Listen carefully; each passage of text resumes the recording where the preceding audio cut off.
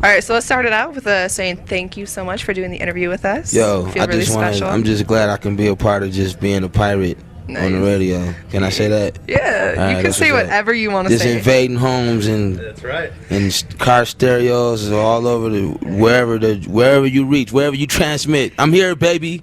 The pirate. That's right. Yeah. So you're listening to Greenlight Radio. I'm the Helix, and we're chilling here with One Below. Say what up. One Below in the building, Denver, Colorado. Much love to Colorado in general. Yeah. I probably performed in more cities in Colorado than any other state, so it's kind of weird how I realized that like yesterday, but I got a lot of love for it, and it's beautiful here, man. So it is. Yeah. Whole bunch of sunshine. So let's get it started with where does the name come from? The name One Below? One Man Army. One Man Army. Basically, I mean, it came from it's all a concept, really. It wasn't really a name, but when I first started rhyming it, under the name Binary Star, that group, right, I was thinking like, all right, I want to be the anonymous, and so instead of calling myself anonymous, I'll just be anonymous and I'll use these different names, and I think people started calling me One Man Army because I had a song called One Man Army, but I called myself like a bunch of different things, and one of those names was One Man Army, and one of those names was One Below, and it was just my attempts to perpetuate this concept of just remaining anonymous. And so I would sign all of my songs as different authors and stuff like that, but nice. Eventually marketing becomes a little confusing and crazy when you do it that way, so I started rocking with One Man Army until some other stuff came up with the band, the punk band. I know a lot of people already heard that story, but so I changed my name to One Below just for the marketing of the products and stuff like that. But they got meanings too, but that's a whole nother story, so we'll do that at a different interview. Next interview. Yeah. We'll hold you to that. So what happened to get you started in hip hop for the first time? Oh man, to get me started in hip hop, I mean, my first participation was just being a listener, a fan, and that was just my cousin and different friends just bringing different tapes over and just introducing me to different music. And at that time, I'm talking about like in the 80s, it was movies that was coming out that was just kind of new to me. It wasn't no movies about break dancing, like breaking. Then we have movies like Crush Groove, and seeing beatboxing and the Fat Boys and break. All of this stuff was kind of new for me, coming from being like a Michael Jackson fan and listening to most of the music that my parents listened to. You know what I'm saying? We didn't have rap before rap. So before I was listening to rap, I was listening to Michael Jackson and Anita Baker, whatever my mom was listening to. And and so I started falling in love with rap. It was people who looked like me. They was young teenagers at times. They wore jeans and sneakers like me, and they rapped about stuff that I could relate to, and it was cool. It was new.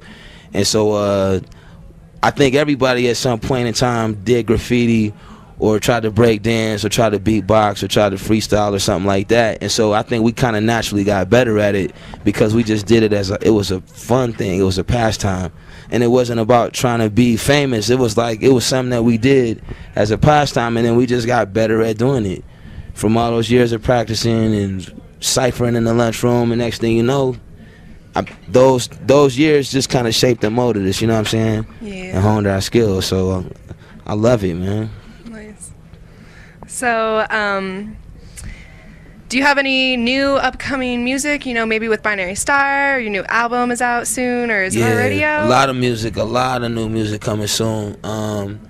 First and foremost, I just want to say that, I'm working with a company called Mixed Music Label out of the Bay now, and they putting out my next record called Baby.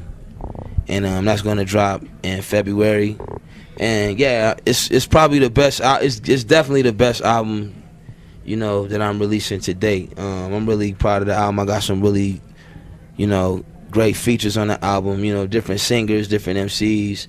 DJ Abilities held me down on the cuts. My man Eric G on the production. Jonas, with the live instruments and stuff. It was just a beautiful. It's personal, but I think it's universal. And I'm in the lab with Binary Star doing some stuff. You know, it's a couple different artists that I'm talking about collaborating with, doing whole projects with. Zion I, Zumbi, we talking about doing an album together. I'm really excited about that. We ain't even started yet, but you know, we going back and forth and stuff. We just got to start knocking it out. Nice. And a lot of free stuff coming, you know, so just basically just stay tuned, you know, follow me on Twitter or MySpace, Facebook, whatever, and look out. Some of the stuff is going to be free.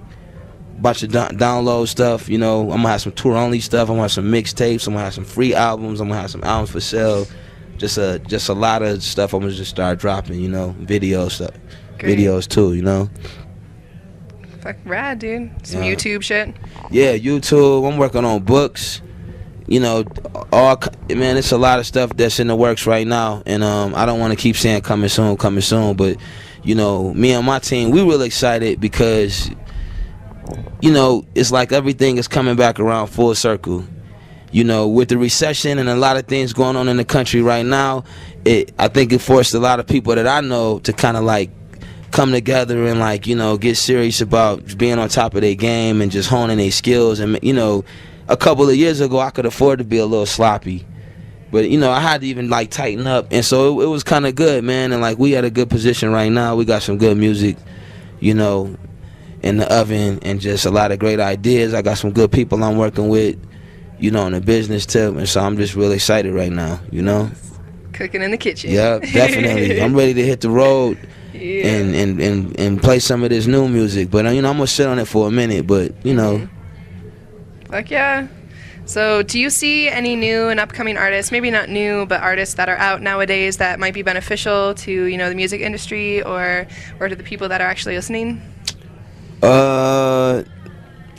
Yeah, well,